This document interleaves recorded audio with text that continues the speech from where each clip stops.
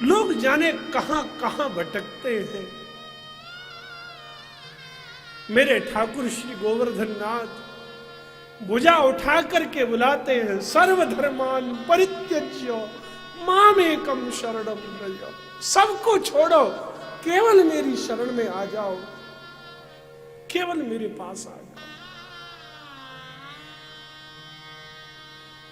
ठाकुर खड़े हैं, हाथ उठाकर बुला रहे हैं, आओ आओ आओ। मैंने तो करुणा का जरा भंडारा खोल दिया, आओ तो सही कम से कम। और हाय रे हाय ये अभागा जीव भगवान की इस प्रकार की पुकार को सुनकर के भी दौड़कर उनके चरणों में जाकर के गिरता नहीं।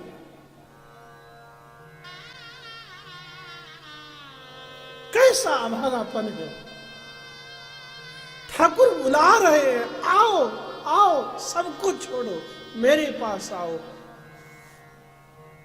मेरे ठाकुर गोवर्धन नाथ खड़े हैं गिरिराज की तरेटी कंदरा में, आओ। हाथ का इशारा देकर के बुला रहे हैं, तुम मेरे पास आ जाओ। लेकिन दुनिया वाले कहते हैं, महाराज तुम्हारे पास आ जावेंगे तो इन जिम्मेदारियों को कौन संभालेगा। श्री कृष्ण कहते हैं, बावले क्यों दुनिया के पीछे पागल होता है, तू दुनिया की चिंता मत कर। जब तू दुनिया को छोड़कर मेरे पास आ जावेगा तो तेरी दुनिया को मैं संभालूंगा। अनन्यास चिंतयन्तो माम ये जनाः पर्युपासते तेषां नित्याभियुक्तानां योगक्षेमं वहाम्यहम्। गीता के श्री कृष्ण पुकार पुकार कर कह रहे हैं, जो अनन्य होकर मुझे छोड़कर किसी दूसरे का नहीं होता, केवल अनन्य होकर मेरा भजन करता है, उसके योग और क्षेम दोनों का वहन मैं करता हूं।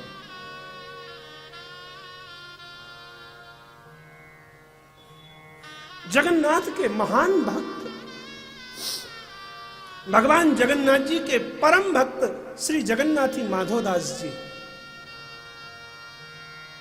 परम अनुरागी संत थे, लेकिन जीवन की अंतिम घड़ियों में कुछ काल के लिए माधवदास जी को अतिसार का रोग हो गया। ऐसा अतिसार हुआ कि महाराज मल निकलता चला जाता अपने आप। और जगन्नाथ जी की समुद्री तट पर माधवदास जी पड़े हुए, मलमूत्र में सने पड़े, कोई उनके मल को धोने वाला भी माधवदास जी के पास में नहीं है। भगवान जगन्नाथ को रहा नहीं गया। ठाकुर जगन्नाथ से रहा न गया और मेरे गोविंद स्वयं प्रकट होकर के प्रत्यक्ष रूप में माधवदास जी की सेवा करने पहुंच गए। नित्य प्रति माधवदास जी के मल से सने हुए वस्त्रों को जगन्नाथ भगवान अपने हाथों से धोते।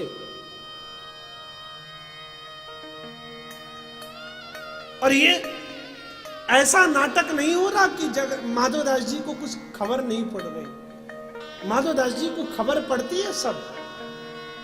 एक दिन रोते रोते माधवदास बोले, हे ठाकुर, मुझसे अब ये सब सहन नहीं होता,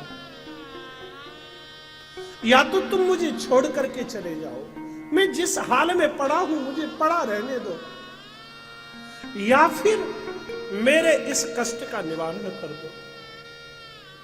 भगवान जगन्नाथ कहते, अरे माधव चिंता क्यों करता है, बावले तेरा अब मात्र 15 दिन का प्रारब्ध शेष रह गया।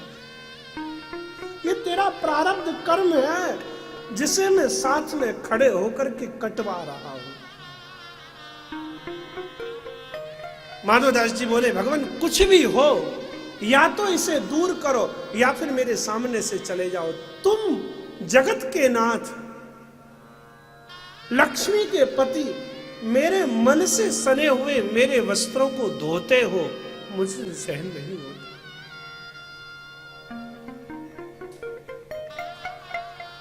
भगवान जगन्नाथ ने देखा माधवदास जी अति व्याकुल हो रहे हैं।